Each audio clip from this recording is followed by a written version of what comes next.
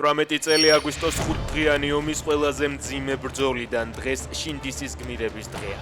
2008 წლის 11 აგვისტოს რუსებთან უთანასწორო ბრძოლას 17 ქართველი ჯარისკაცი გმირულად ემსხვერპლა. მტერმა ქართველ სამხედროებს ჩასაფრება შინდისის რკინიგზის სადგურთან მოუწყო.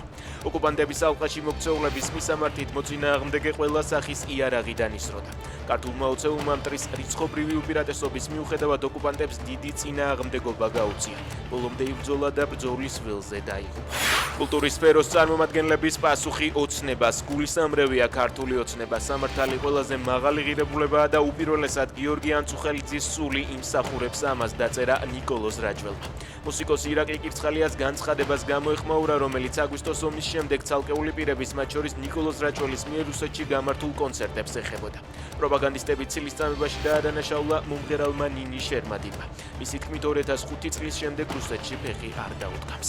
12 წლის შემდეგ განახლებული სამძებრო სამუშაოები დაკარგული გურამ დადიანიძის დედამლეთაში იმყოფებოდა. გავრცელებული ინფორმაციით ჩინაგან საქმეთა სამინისტრომ სამუშაოები გუშინ დღის 4 საათზე დაიწყო და ადგილზე 12 საათამდე იმყოფებოდნენ.